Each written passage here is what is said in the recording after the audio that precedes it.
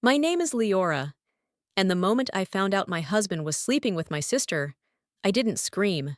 I didn't cry. I didn't break down. I just smiled and kept pouring his coffee, like nothing had changed. Have you ever discovered something so terrible that your body goes numb before your brain can catch up? That silence, that strange calm, like standing in the eye of a hurricane while everything around you is already destroyed? If you've ever felt that, leave a comment, like, and subscribe, please. Because what I'm about to tell you isn't just about betrayal. It's about what happens when the two people you trusted most decide you're easier to erase than to leave. And if you want to know how I turned that silence into the loudest statement they'll ever hear, hit subscribe. Because this story doesn't end with me broken. It ends with them losing everything they thought they'd stolen. The safe life.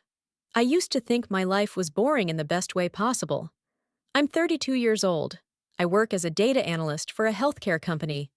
My husband, Adrian, is an architect. We live in a two-bedroom apartment in Austin, Texas. White walls, wooden floors, plants by the window. The kind of home you see in magazines under the word minimalist. We didn't fight much. We didn't travel much. We just existed together, quietly, steadily, like two people who'd signed the same contract and were both committed to keeping it running smoothly. Adrian was 35. Tall. Brown hair that he kept short because he said long hair made him look unprofessional. He wore glasses. He drank black coffee every morning at exactly 6:45. He worked late most nights, but always texted me when he was on his way home. He was predictable, reliable, safe, and I loved that about him. After growing up in a house full of noise and chaos, I wanted quiet. I wanted peace. I thought I'd found it. Our marriage wasn't passionate. It wasn't the kind of love people write songs about, but it was steady. And I believed steady was enough. We didn't have kids yet. We talked about it sometimes. But Adrian always said we should wait until his firm was more stable, until we had more savings, until the timing was right. I agreed. I always agreed, because that's what I did. I made things easy for people. I smoothed over conflict. I carried weight without complaining. It's who I'd always been. The trust narrative. In my family, I was known as the peacemaker, the responsible one, the one who never caused problems. My mother used to say, "Leora, you're the only one I don't have to worry about." And I wore that like a badge. I fixed arguments between my parents. I helped my younger sister, Sarah, with rent when she was between jobs. I loaned money I never asked back for. I showed up when people needed me and disappeared when they didn't. I didn't mind. Or at least, I told myself I didn't. It felt good to be dependable. It felt good to be the person people could count on. But somewhere along the way, I stopped being a person to them. I became a function, a role. The one who solves problems. The one who absorbs stress. The one who never asks for anything in return because asking feels like breaking character. Adrian fit into that pattern perfectly. He didn't need much from me emotionally. He didn't ask deep questions. He didn't demand vulnerability. He just needed someone organized, calm, and low maintenance. And I gave him that. I gave everyone that. I think that's why no one saw me as someone who could be hurt, because I never let them see me hurt. Chapter 3. The sister everyone loved, Sarah, was 28. 4 years younger than me. She had long dark hair, a loud laugh, and the kind of energy that made rooms feel smaller and brighter at the same time. People loved her instantly. She was magnetic in a way I never was. I was the quiet one, the background one. The one people forgot was in the room until they needed something. Sarah worked in marketing, though her job changed every year or so. She'd get bored, quit, and find something new. She lived in Dallas, about 3.5 hours away, but she visited often. Too often, I realize now. She stayed at our apartment for weeks at a time, sometimes claiming she needed space from her roommate, sometimes saying she had client meetings in Austin. I never questioned it. I was just happy to spend time with her.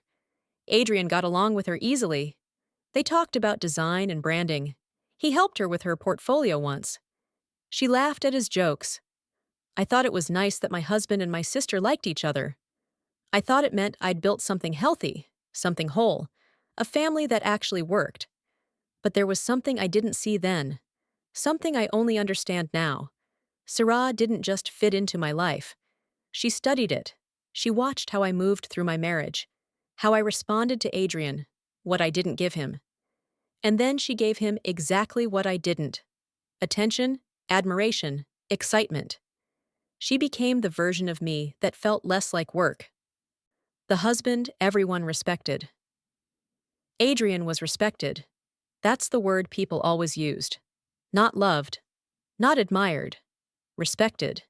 He worked at a mid-sized architecture firm that specialized in commercial real estate, office buildings, mixed-use developments, clean lines, functional spaces. Nothing flashy. He was good at what he did, but he wasn't famous. He wasn't the kind of architect people wrote articles about.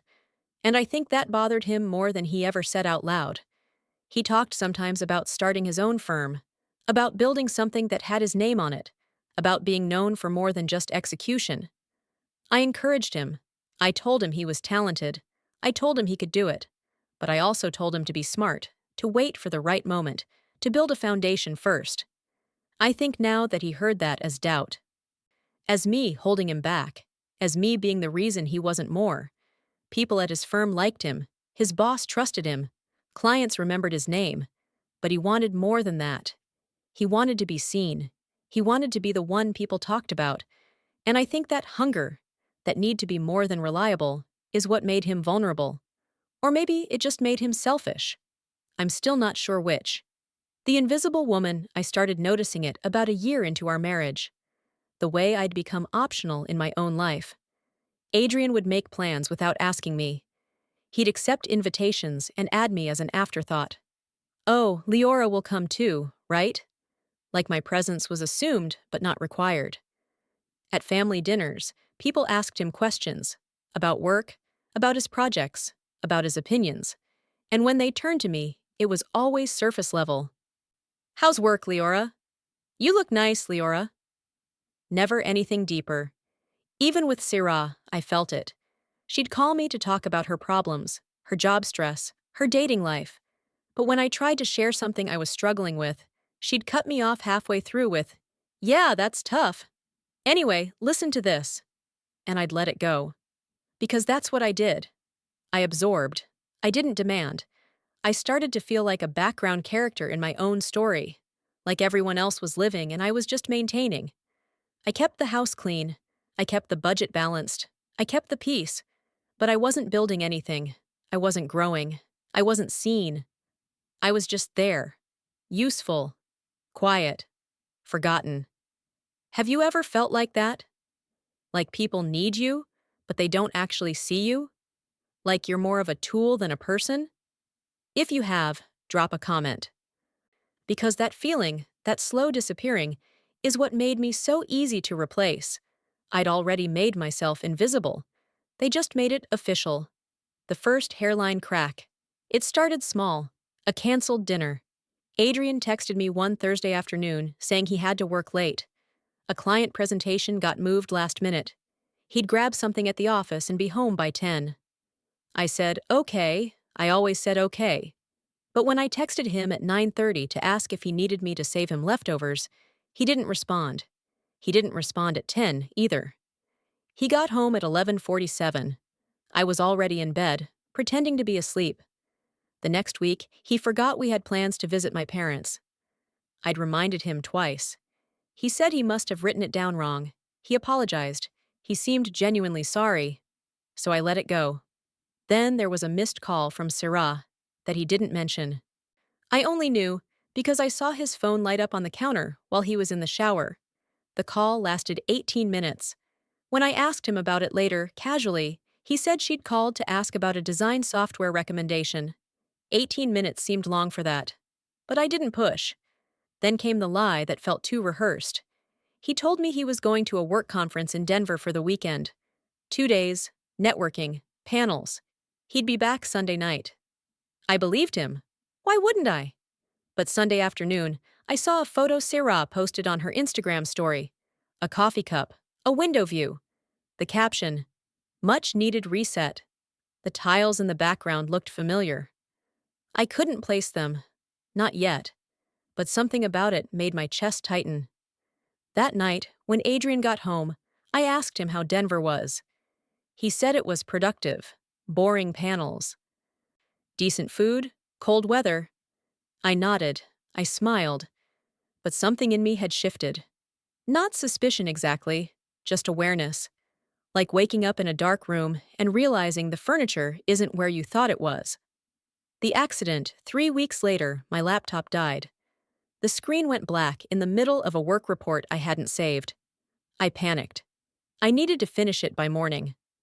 Adrian was in the shower. His laptop was on the kitchen table, open, unlocked. I didn't think twice. I sat down, opened a browser, and logged into my work account.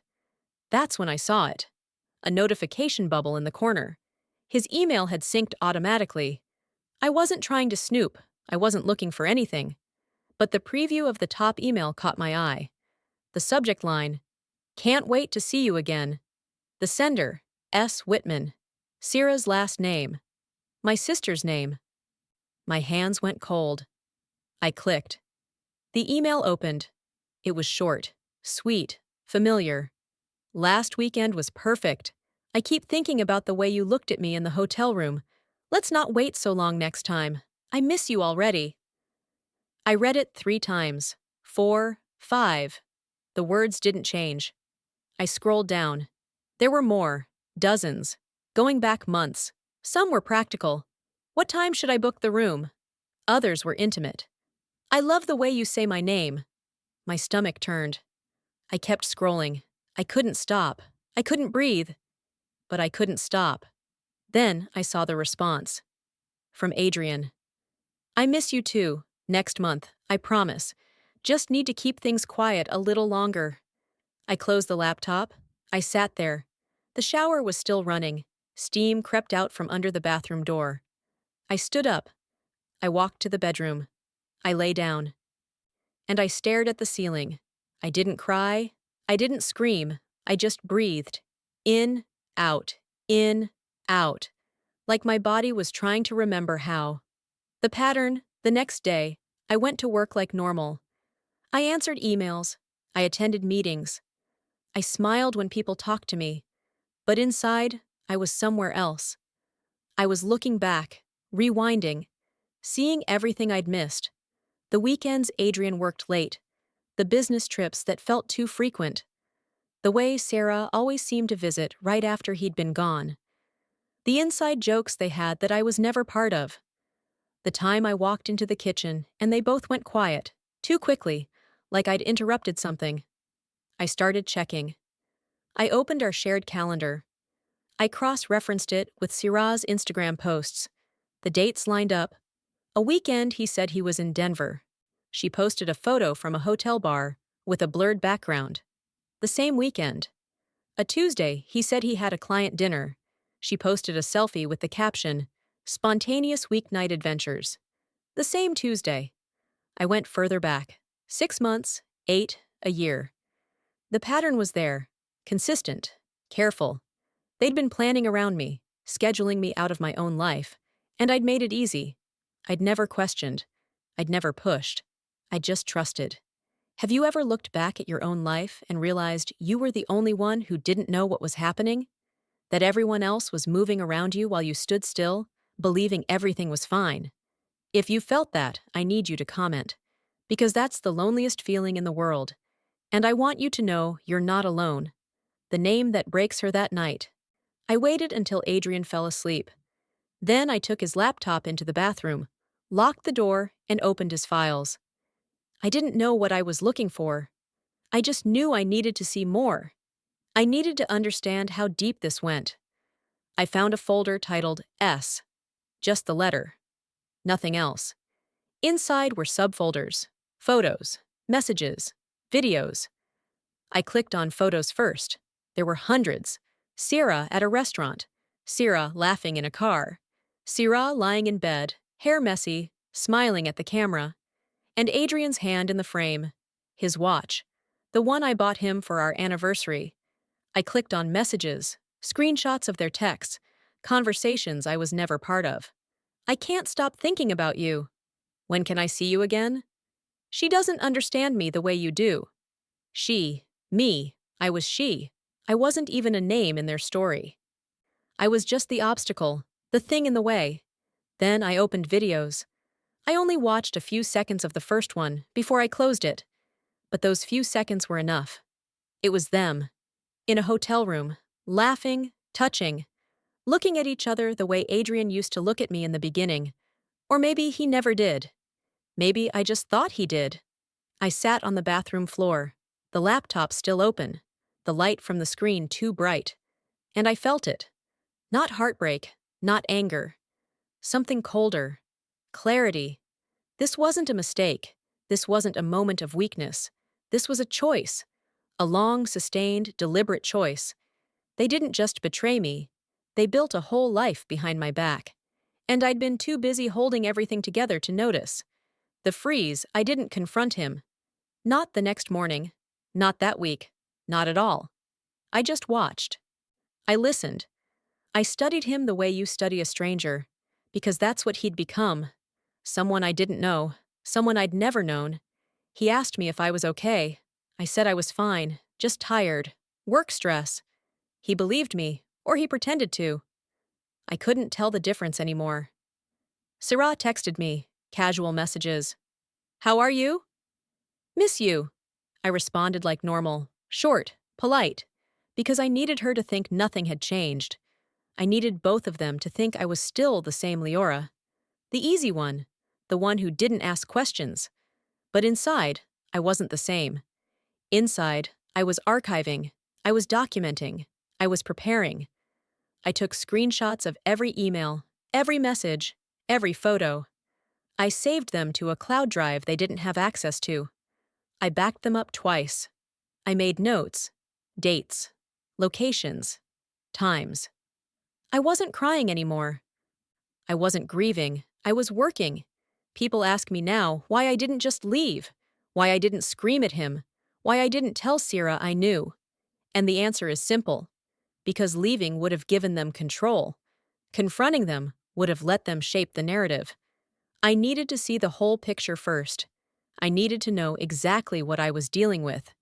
And I needed them to feel safe. Because people are most honest when they think no one's watching. The deeper dig, I started checking our finances. I logged into our joint account.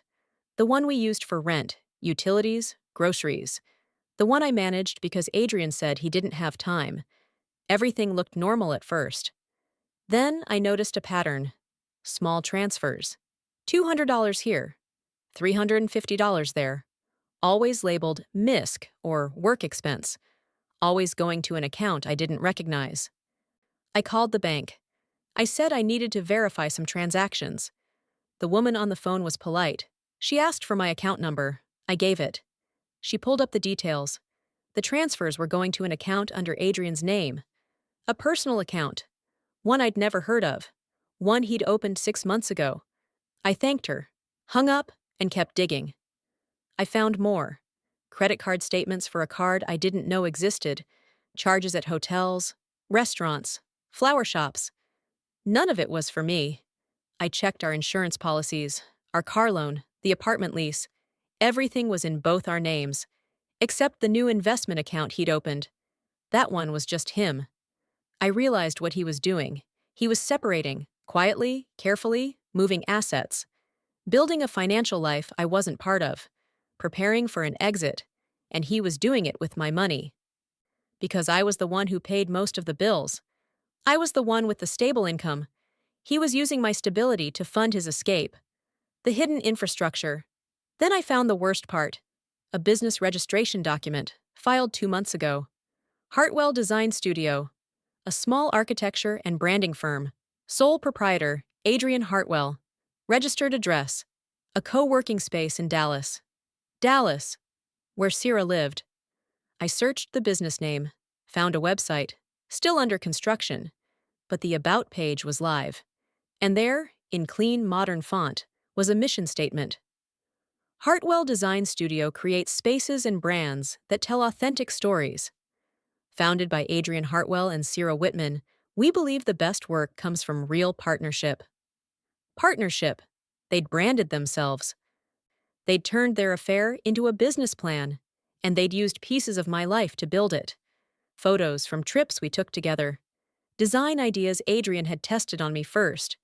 Even the logo looked like something I'd seen in his sketchbook months ago. They hadn't just replaced me.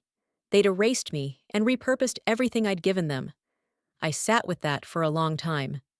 Staring at the screen, reading their bios. Siraz said she specialized in authentic storytelling and human-centered branding. Adrian said he believed in building spaces that reflected true partnership. True partnership. With my sister, using my support, my money, my trust. While I kept everything running, so he'd have the freedom to build a life without me. That's when I stopped being hurt. That's when I started being strategic. Because this wasn't just betrayal. This was theft, and I wasn't going to let them get away with it. The long game. I started to see it clearly now. This wasn't passion. This wasn't about love or chemistry or some uncontrollable connection.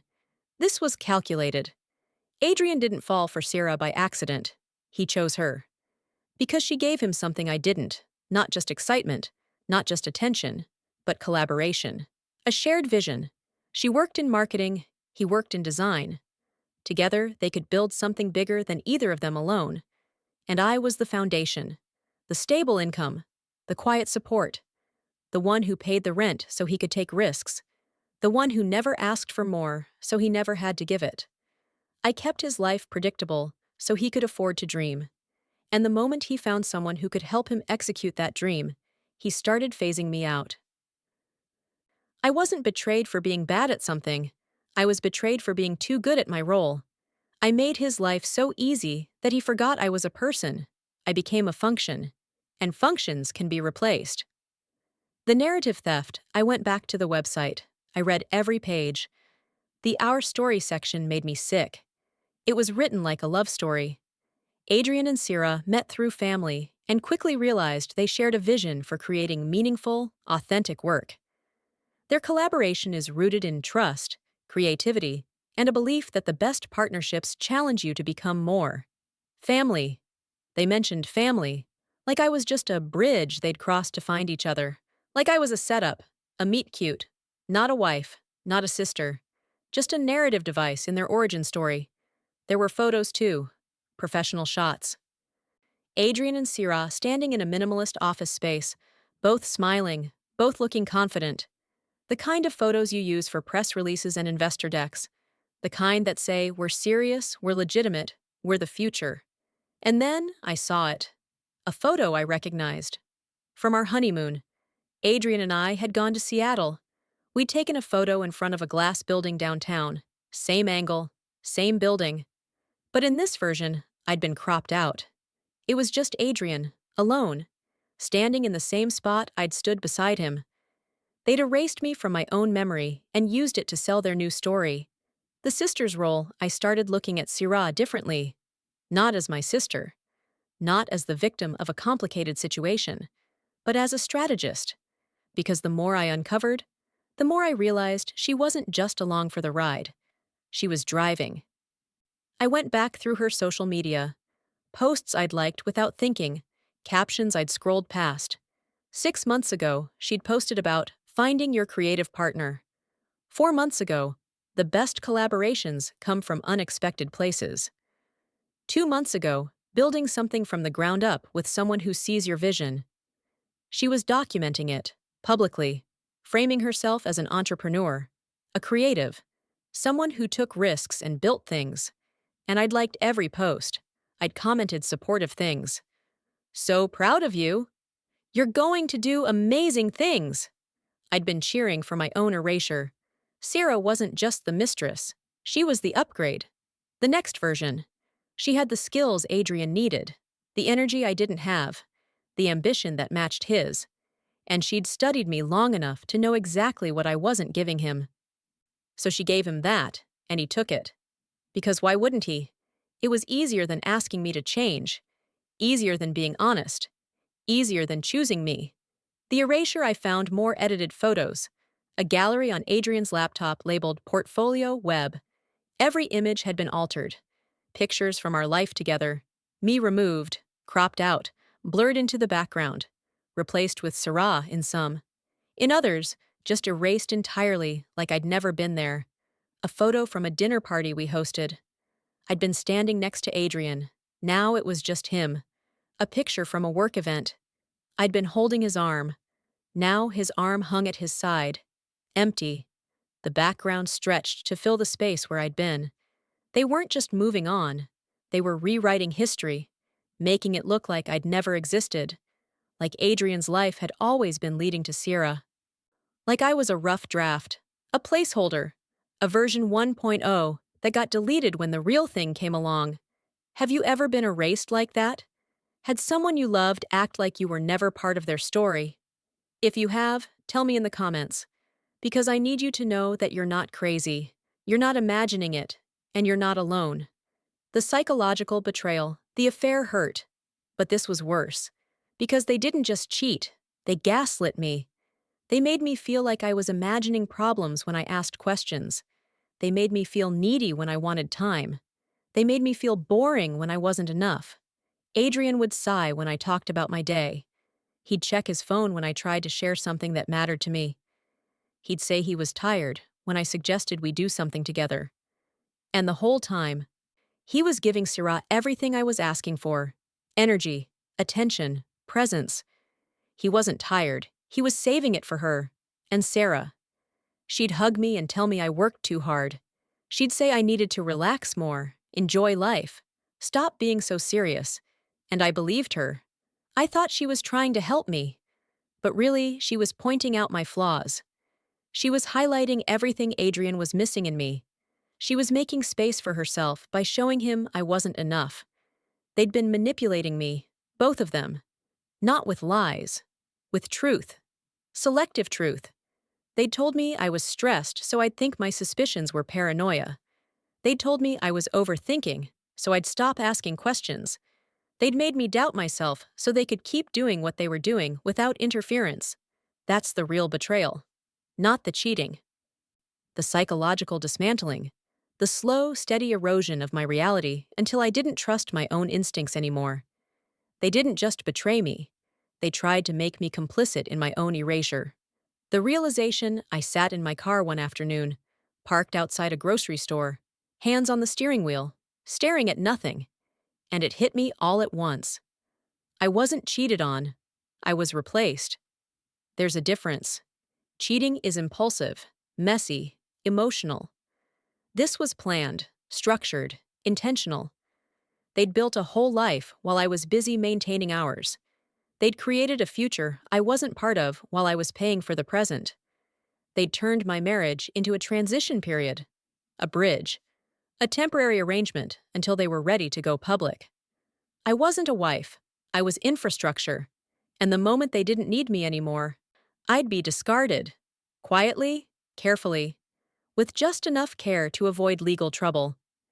They'd offer me a settlement, a clean break, maybe even frame it as mutual. We grew apart. We wanted different things.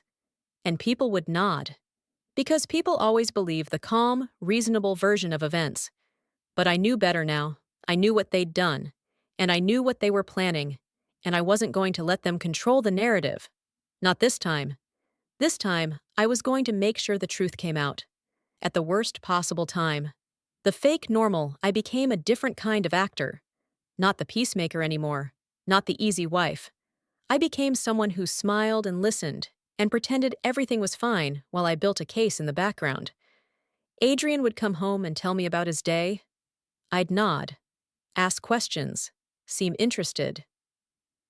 And the whole time, I was taking mental notes, matching his stories to Sarah's posts, checking his calendar, cross-referencing his lies.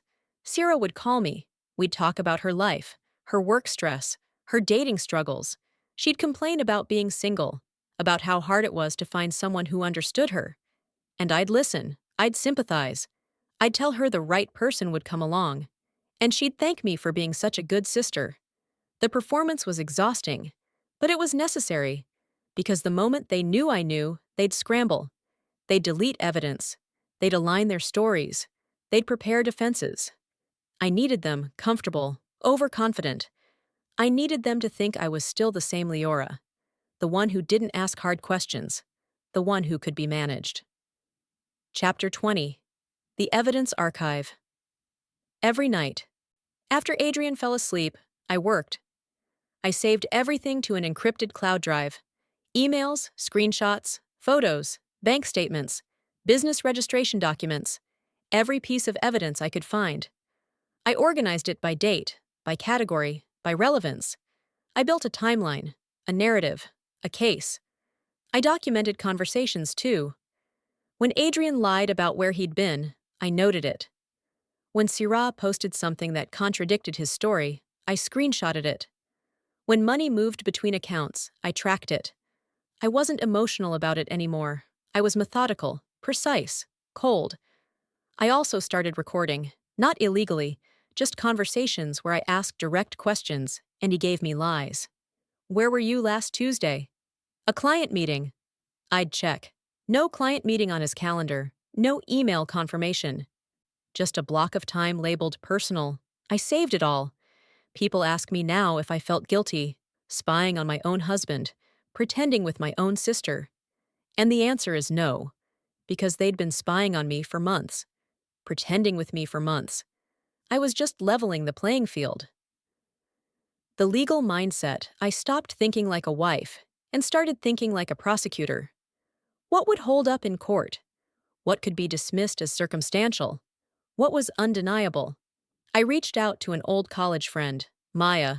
She'd gone to law school, specialized in family law and fraud. We met for coffee. I told her I needed advice, not as a client yet, just as a friend. She listened. She took notes.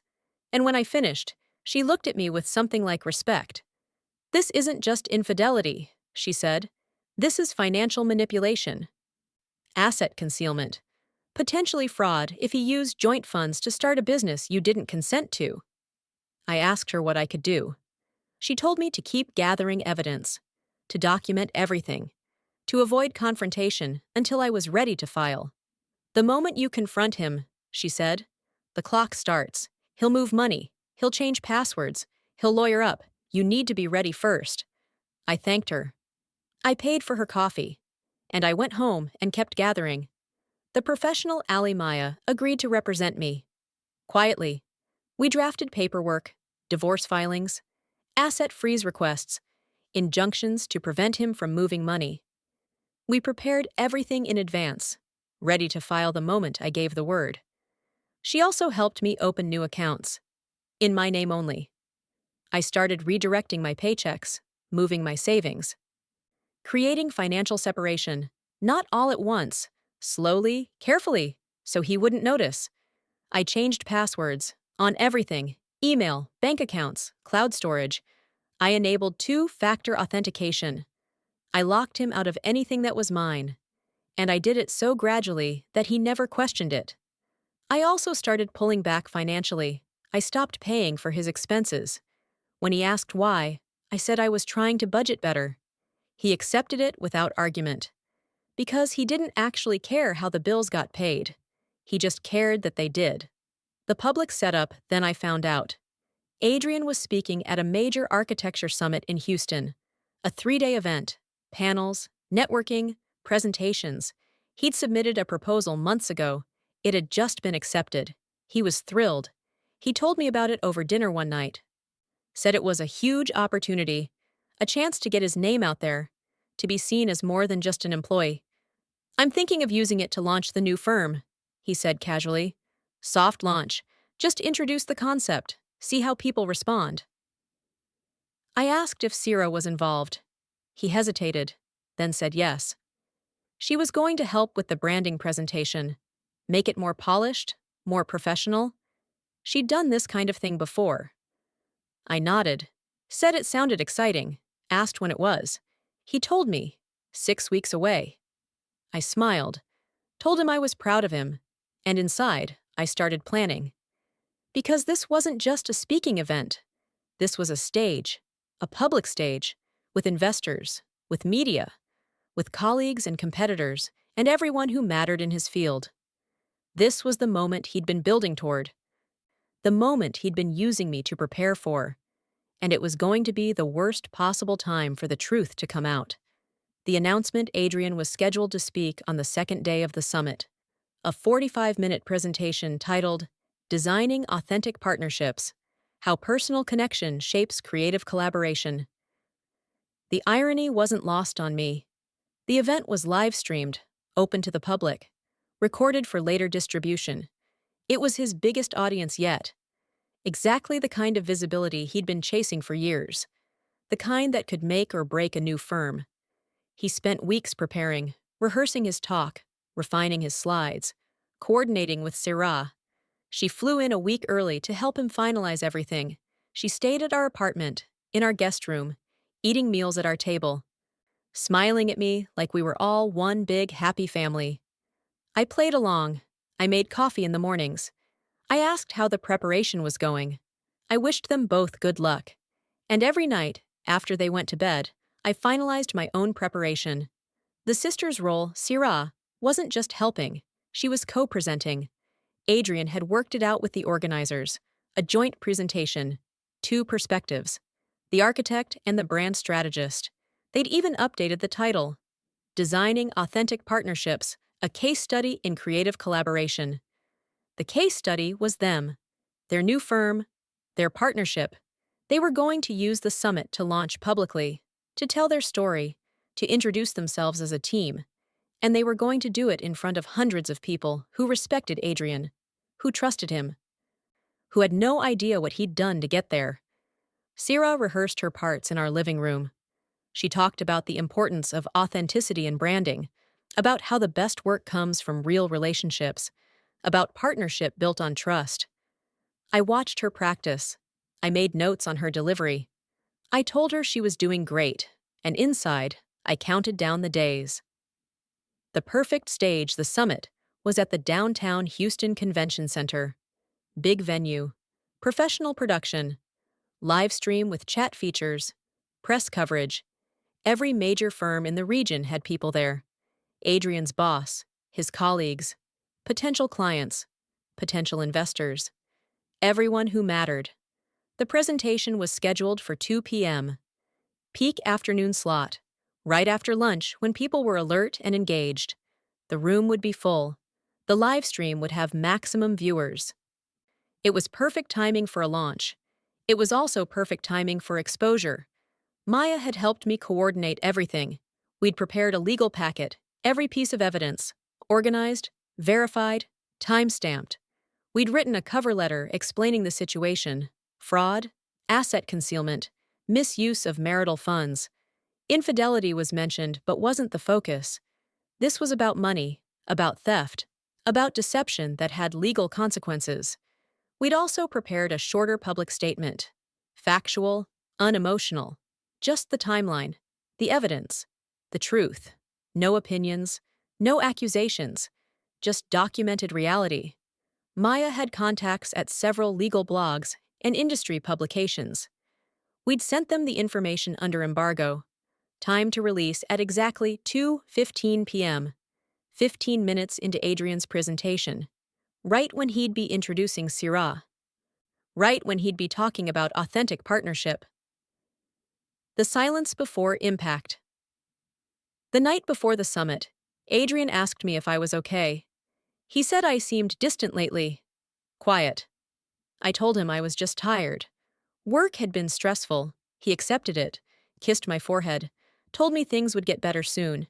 He didn't specify better for who. Sarah texted me that night. Thank you for being so supportive. I know this is Adrian's thing, but it means a lot that you're okay with me being part of it. You're the best sister. I read the message 3 times. Then I responded, Of course, I'm proud of both of you. And I meant it. In a way. I was proud. Proud of how well they'd played their parts. Proud of how long they'd managed to fool me. It took skill, coordination, commitment. They'd earned what was coming. I didn't sleep that night. Not because I was nervous, because I was calm, too calm. The kind of calm that comes right before something irreversible. I lay in bed, stared at the ceiling, and waited for morning. The calm before collapse the next day. I didn't go to the summit. I stayed home, watched the live stream from my laptop, saw Adrian and Sierra walk on stage together, saw them smile, saw them look confident, comfortable, like people who'd done nothing wrong, like people who deserved to be there. Adrian started talking. His voice was steady, professional. He introduced the topic, talked about how design and branding had to work together, how the best projects came from real collaboration, real trust. The audience was engaged, nodding, taking notes. Then he introduced Sierra. I want to bring up someone who's been instrumental in helping me think differently about partnership. Someone who understands that authenticity isn't just a buzzword, it's a foundation. Sierra Whitman, my creative partner and co-founder of Hartwell Design Studio. Sierra walked to the center of the stage. She smiled. She talked about their process, about how they'd built something from the ground up, about how the best partnerships challenge you to grow. The audience was interested, engaged. Several people were recording on their phones. I checked the time. 2:14 p.m. 1 minute. I opened my email. Maya had sent me a confirmation. It's done. Everything went out at 2:15. Legal blogs, industry publications, regional news, all of it. I refreshed the live stream chat. At first, nothing changed. Then, slowly, comments started appearing. Links. Questions. Confusion. Wait, is this the same Adrian Hartwell from the fraud allegations? Someone just posted docs showing he used his wife's money to fund this. Is anyone else seeing this legal filing? I watched Adrian's face on the screen. He was still talking. He hadn't noticed yet, but people in the audience were checking their phones, whispering. The energy in the room was shifting. The launch Adrian was mid-sentence when he noticed. Someone in the front row stood up, walked out. Then another person. Then 3 more. Phones were everywhere now. The chat on the live stream was moving too fast to read. Words jumped out. Fraud. Affair. Wife. Stolen funds. Sierra noticed too. She glanced at Adrian. He looked confused. He tried to keep going. As I was saying, authentic partnership requires... His voice trailed off. Someone in the audience raised their hand, not to ask a question, just to show their phone screen. Adrian squinted, tried to see what it said. His face changed, the color drained. I'm sorry, he said into the microphone. Can someone explain what's happening? A woman near the back stood up. Is it true you used your wife's money to start this business without her knowledge? Adrian froze. Sierra looked at him, looked at the audience, looked at her phone. She pulled it out, started scrolling. Her expression shifted from confusion to horror. Chapter 30. The data drop, Maya had timed it perfectly. At exactly 2:15, every major legal blog and industry publication received the full packet. Evidence, timeline, documentation, bank statements showing transfers from our joint account to Adrian's business account. Emails between Adrian and Sierra discussing how to keep Leora out of it for now. Screenshots of edited photos. Business registration documents filed without my knowledge or consent. The cover letter was clinical, no emotion, just facts. Adrian Hartwell has systematically concealed assets, misused marital funds, and engaged in fraud while maintaining a public image of integrity. The following documents substantiate these claims and are being submitted in conjunction with legal proceedings. It wasn't about the affair.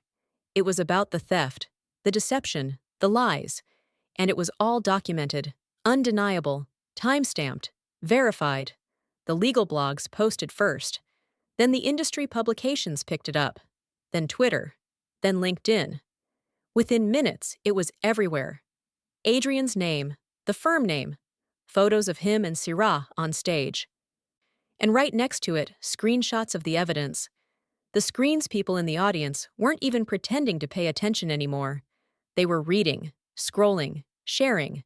Some were taking photos of the stage, of Adrian and Sierra standing there, frozen.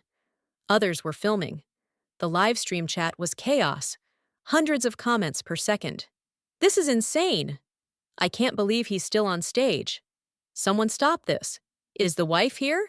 Where is she? I wasn't there. I was at home, watching it unfold on my laptop, drinking tea, completely calm. This was the moment, the worst possible time.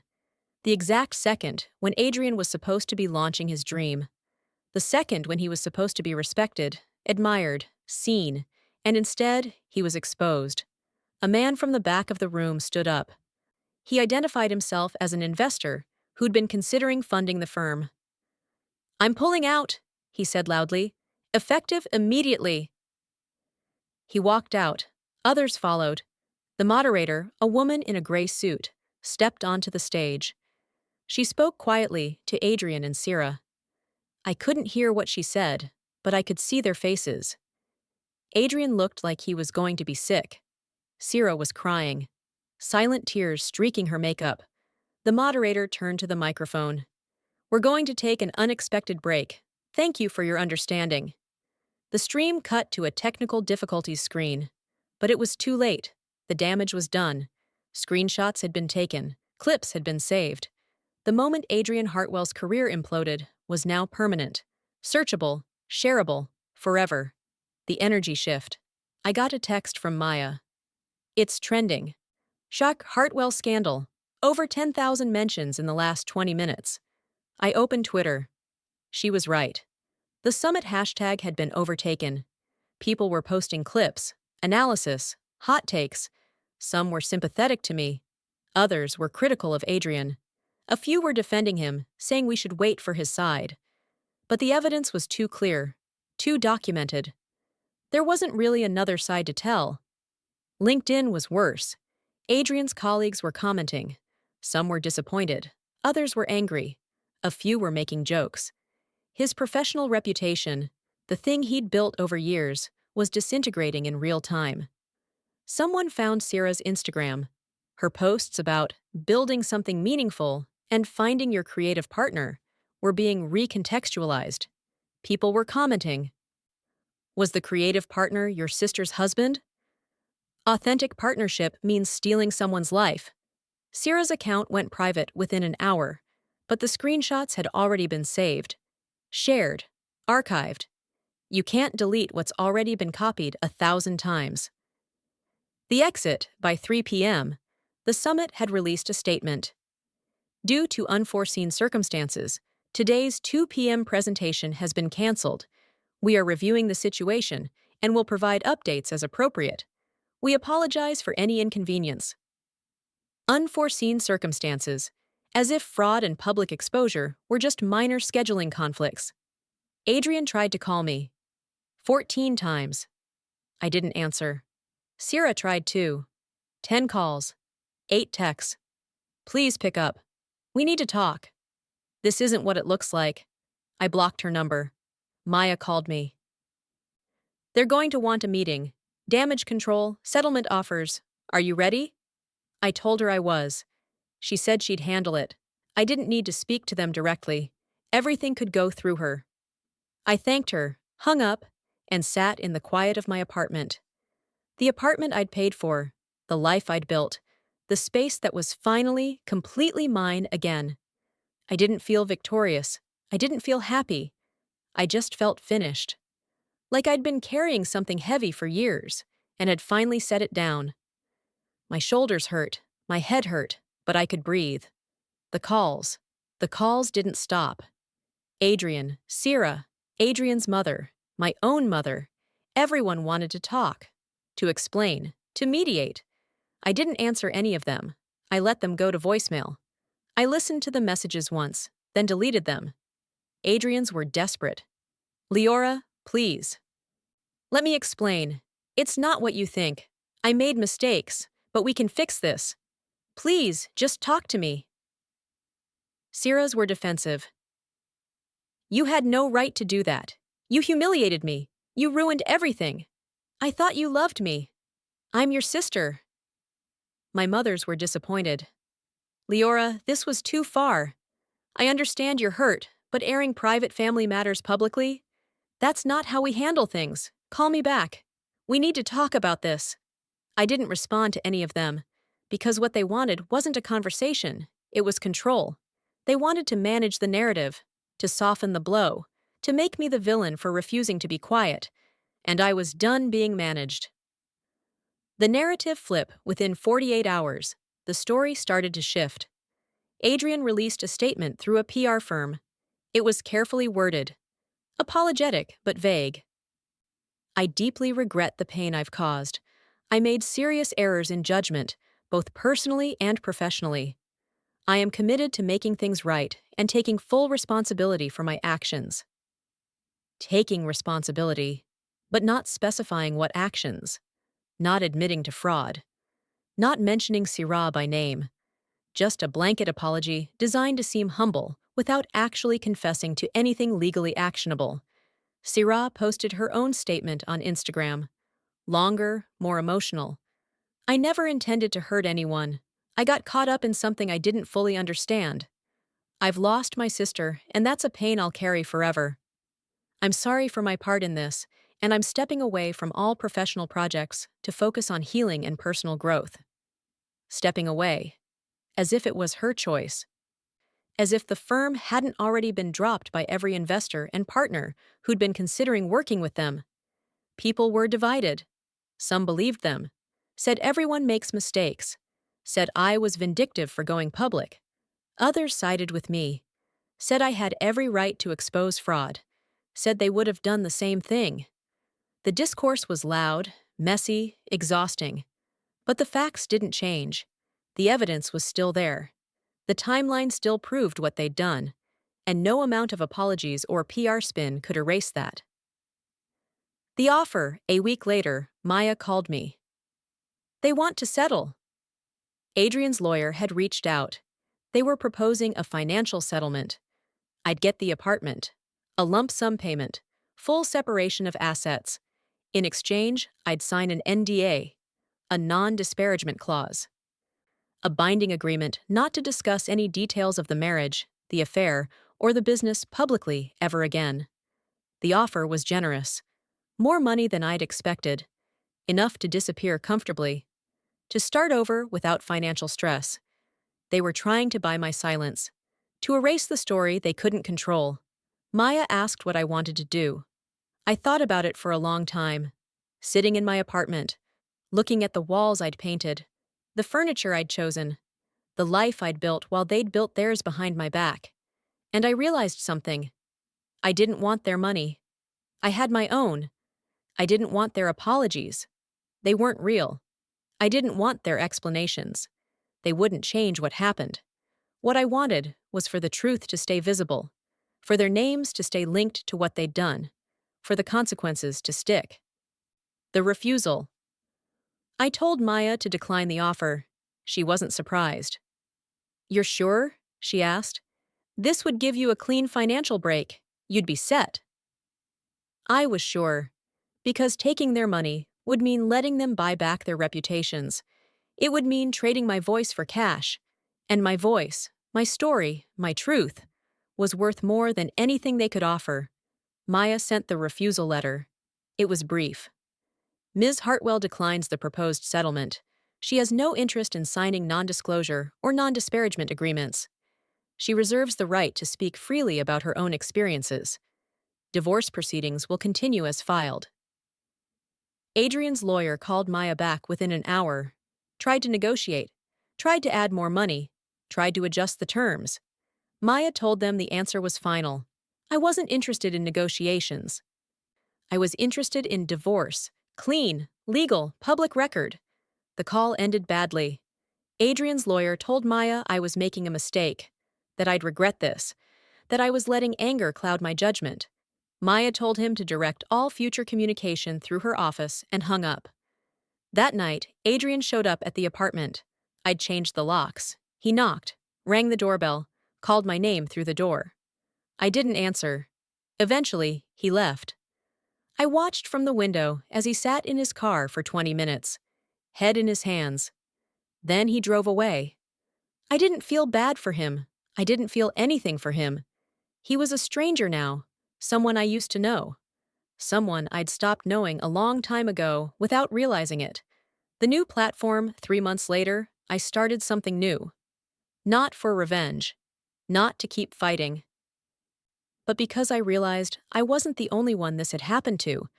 I wasn't the only woman who'd been erased, who'd been used, who'd been replaced and rewritten. I built a website, simple design, clean layout. I called it Reclaimed Narratives. It was a space for women to share their stories anonymously if they wanted. Stories about identity theft, financial manipulation, gaslighting, erasure, all the quiet betrayals that don't have legal names but destroy lives anyway. I didn't advertise it, I just posted a link on a few forums, a couple of Reddit threads, some private Facebook groups. Within a week, I had 50 submissions. Within a month, over 300. Women from everywhere. Different ages, different backgrounds. Same story. Someone had taken their life, their work, their identity, and repurposed it without permission. Some stories were about partners, some about family, some about colleagues or friends. But the pattern was the same: trust, exploitation, erasure, and silence. Because speaking up meant being called dramatic, bitter, crazy. Reclaimed Narratives gave them a place to speak without being silenced, to be believed without being questioned, to see their experiences validated instead of dismissed. The new identity people started recognizing my name, not as Adrian's wife, not as Sierra's sister, as Leora, the woman who'd built reclaimed narratives, the woman who'd refused to disappear. Articles were written, small profiles, podcast interviews. People wanted to know my story, how I'd found the strength to expose them, how I'd moved forward. I told them the truth. I didn't find strength, I found clarity. I stopped believing that keeping the peace was the same as protecting myself. I stopped thinking that silence was kindness. I stopped prioritizing other people's comfort over my own dignity. And once I stopped, I realized I'd been holding myself back my whole life. Not because I was weak, because I'd been taught that being easy was the same as being good, that not causing problems was the same as being valuable. But problems don't go away because you don't cause them. They just get caused by someone else. And if you're always the one absorbing the impact, eventually there's nothing left of you to absorb it. I wasn't a victim anymore. I wasn't a wife. I wasn't a sister. I was Leora, someone who'd been erased and had rewritten herself, someone who'd been replaced and had built something irreplaceable, someone who'd been silenced and had made her voice louder than their lies. The final line.